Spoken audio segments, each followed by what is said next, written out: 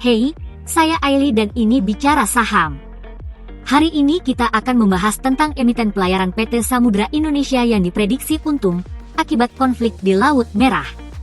Seperti yang kalian ketahui, konflik di Laut Merah kembali memanas beberapa waktu terakhir.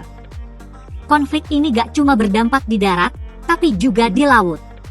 Banyak kapal yang menghindari rute Laut Merah karena khawatir terkena serangan akibat konflik.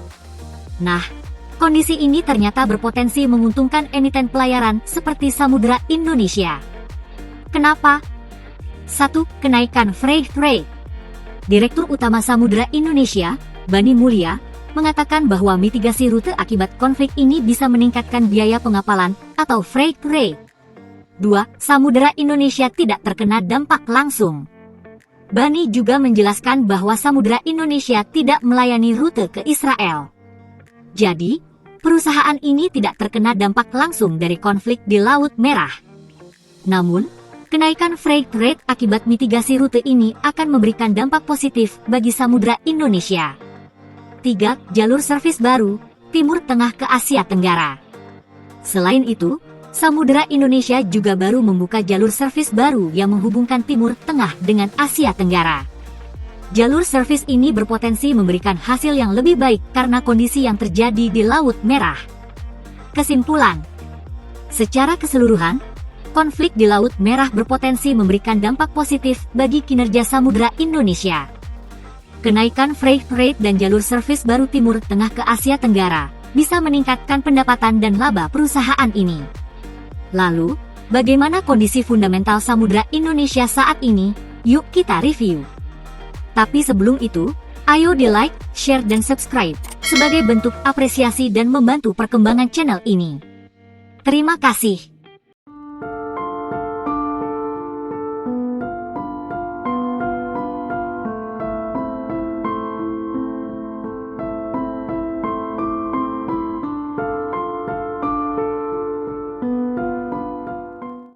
Di sisi lain, menurut laporan keuangannya, Samudra Indonesia mencatatkan laba bersih yang turun 63% menjadi 985,4 miliar rupiah pada kuartal ketiga 2023. Apakah penurunan laba bersih ini membuat Samudra Indonesia menjadi tidak menarik untuk investasi? Mari kita bahas bersama. Pertama-tama, perlu diketahui bahwa penurunan laba bersih Samudra Indonesia disebabkan oleh penurunan pendapatan jasa sebesar 32,6% menjadi 575,42 juta dolar. Penurunan pendapatan jasa ini disebabkan oleh beberapa faktor, yaitu kenaikan biaya bahan bakar, perlambatan pertumbuhan ekonomi global yang berdampak pada permintaan pengiriman barang, peningkatan persaingan di industri logistik dan pengiriman. Kenaikan biaya bahan bakar merupakan faktor yang paling signifikan dalam penurunan pendapatan jasa Samudra Indonesia. Perang Rusia-Ukraina telah menyebabkan harga minyak mentah dunia melonjak. Ini tentunya berdampak pada biaya operasional Samudra Indonesia, yang sebagian besar menggunakan bahan bakar minyak. Perlambatan pertumbuhan ekonomi global juga berdampak pada permintaan pengiriman barang. Perlambatan ekonomi menyebabkan penurunan permintaan barang, baik dari dalam maupun luar negeri. Hal ini tentunya berdampak pada pendapatan jasa Samudra Indonesia. Selain itu, peningkatan persaingan di industri logistik dan pengiriman juga merupakan faktor yang perlu dipertimbangkan. Semakin banyak perusahaan logistik dan pengiriman yang bermunculan, sehingga persaingan semakin ketat. Hal ini tentunya berdampak pada margin keuntungan Samudra Indonesia.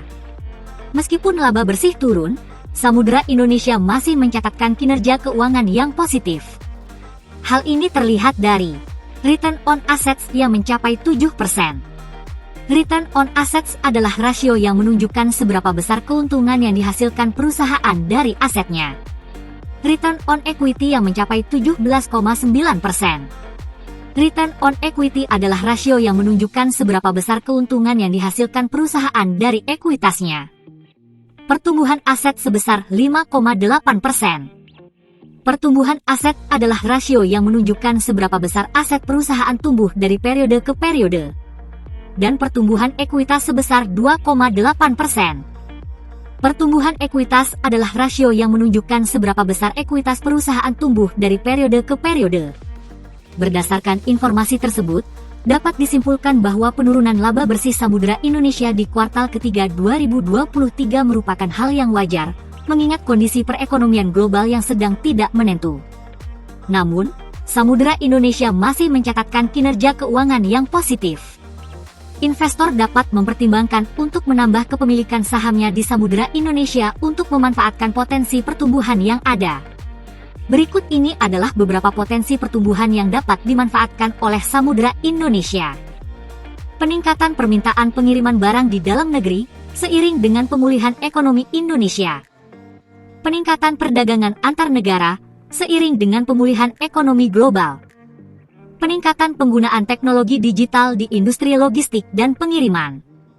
Pemulihan ekonomi Indonesia tentunya akan meningkatkan permintaan pengiriman barang di dalam negeri. Hal ini tentunya akan menjadi peluang bagi Samudera Indonesia untuk meningkatkan pendapatannya. Selain itu, pemulihan ekonomi global juga akan meningkatkan perdagangan antar negara.